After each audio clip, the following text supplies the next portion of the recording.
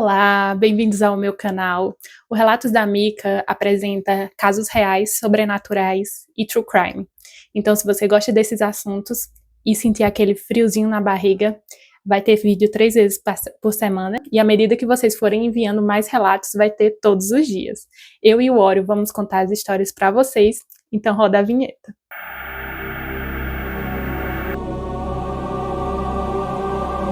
Esse relato é da minha prima. Ele se chama Não Era Minha Mãe. Esse relato se passa em um dos períodos mais perturbadores da minha vida. Nessa época eu tinha por volta de 16 anos e meus pais, depois de anos de brigas e desentendimentos, resolveram se separar em um dia que terminaram brigando demais. Eu, minha mãe e minha irmã fomos morar perto da minha avó materna. Morávamos na mesma rua que ela e minha mãe começou a beber muito. Todo final de semana ela desaparecia sem dizer onde ia ou que horas ia voltar. Nessa época, eu vivia muito triste com essa situação e minha fé estava bem fraca. Em um dia qualquer, eu estava na minha tia que morava ali próximo, minha mãe tinha saído e só lembro de ligarem para minha tia e ela dizer que ia sair, mas já voltava. Fiquei muito tempo assistindo e ninguém voltava. Ali estranhei a demora e fui à casa da minha avó para procurá-la. Chegando lá, havia 10 pessoas reunidas na frente da casa da minha avó e minha tia com outras pessoas segurando minha mãe, falando algo para ela. Reparei que a afeição dela era de raiva e fiquei curiosa com o que estava acontecendo. Me aproximei para ver melhor e ouvi que estavam dizendo frases como "ela não te pertence".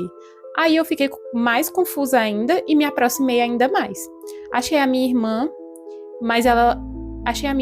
e ela gritou para eu voltar para casa. Mas quando minha mãe me viu, correu e conseguiu se soltar de quem a segurava. E me agarrou pelas mangas do casaco cinza que eu estava. Ainda sem entender, perguntei: "O que foi, mãe? O que está acontecendo?" Ela tinha um olhar vidrado, cheio de ira. Nunca tinha visto ela daquela forma. Ela era uma mulher brava, mas cheia de raiva daquela forma eu nunca tinha visto. Fiquei mais confusa ainda, até que ela me respondeu: "Eu não sou sua mãe." Meu corpo gelou, comecei a chorar desesperada, porque eu realmente não conhecia aquela pessoa. Minha mãe nunca me falaria isso. Eu conhecia ela e naquele momento foi caindo a ficha do que estava acontecendo. Minha mãe tinha sido possuída e aquelas pessoas estavam tentando expulsar o que é que estava ali dentro, fazendo ela dizer aqueles absurdos. Eu não lembro muito do que ela falava, pois meu desespero bloqueou muitas das memórias do que vi naquele dia. Mas lembro que ela gritava e olhava nos meus olhos dizendo que não era minha mãe e que eu não tinha fé. Realmente, naquela época eu estava muito para baixo com a minha situação e estava com a energia pesada pelas constantes brigas. Acredito que isso me deixou vulnerável espiritualmente para seres como aquele. Já minha irmã sempre teve muito mais fé que eu e ia na igreja muito mais. Então, ouvi ela falando aquilo que estava na minha mãe com bastante autoridade na voz, apesar de ter apenas 15 anos na época. Então, a minha outra prima falava com bastante autoridade para sair, né, o que estivesse na mãe delas. Nesse ponto, minha mãe gritava com todo mundo e eu pedia para me deixar em paz. Puxava meus braços desesperadamente. Uma hora, consegui que o casaco escorregasse pelos meus braços e me soltei. Deixei ela segurando apenas o casaco, que aliás era do meu namorado na época, por isso era muito maior que eu e sobrava bastante tecido. Creio que só consegui me soltar por causa disso. Depois de um tempo de orações, conseguiram encaminhá-la para a nossa casa. Com mais orações, conseguiram acalmá-la. Eu e minha irmã estávamos muito assustadas, chorando e com medo. Até hoje, fico indignada lembrando que deixaram 2 adolescentes sozinhas e foram embora com alguém que poderia incorporar novamente a qualquer momento e fazer alguma loucura. Enfim, depois que todos foram embora, eu e minha irmã ficamos com tanto medo que ficamos a noite toda em claro vigiando para que ela não incorporasse novamente. Só conseguimos dormir quando o sol nasceu. Isso vai fazer 10 anos já e já vi outras coisas sobrenaturais, mas esse foi o dia em que tive certeza que o mundo sobrenatural existe. Bom, eu fiquei arrepiada quando ela me contou a primeira vez esse relato. Foi muito forte, eu lembro realmente dessa época, estava bem conturbada. Então, ela me mandou outro relato, mais leve. Era meu guia espiritual, anjo ou o quê? Voltei para contar a vocês um relato mais leve que tive quando eu era mais nova. creio que entre os 12 e 13 anos. Era uma época em que eu comecei a ver pela minha visão periférica vários vultos brancos pela casa. Eram altos, baixos e às vezes pareciam até da altura de gatos. Eu via no mínimo uns 3 ou 4 vezes por semana. Até que uma noite tive o sonho mais lúcido da minha vida. Tenho muitos sonhos, tanto dormindo quanto acordada, mas nunca lembro dos detalhes. Esqueço grande parte dos sonhos logo nos primeiros minutos que acordo. Mas esse parece que ficou tatuado no meu cérebro até hoje. Eu dormia com a minha irmã no mesmo quarto. Nossas camas eram uma do lado da outra, e tinha um pequeno corredor entre as camas, um do lado do outro, e tinha um corredor no meio. Um espaço que às vezes a gente juntava as camas para dormir pertinho uma da outra. Então elas juntavam para formar estilo uma cama de casal. Nesse dia estávamos cada um na sua cama. O sonho começou comigo olhando a minha cama e a da minha irmã por cima, ou seja, era como se eu flutuasse no teto e via logo abaixo eu e minha irmã dormindo e iluminadas por uma luz azul que emanava de um moço com uma bata tão branca que reluzia. Sua pele era negra e olhava a mim principalmente com o olhar de quem está zelando pelo meu sono. Ele estava bem no meio do corredor entre as duas camas e lembro de sentir uma paz muito grande naquela cena. Acordei de manhã lembrando de cada detalhe desse suposto sonho e mais de 10 anos depois ainda me lembro da paz que senti.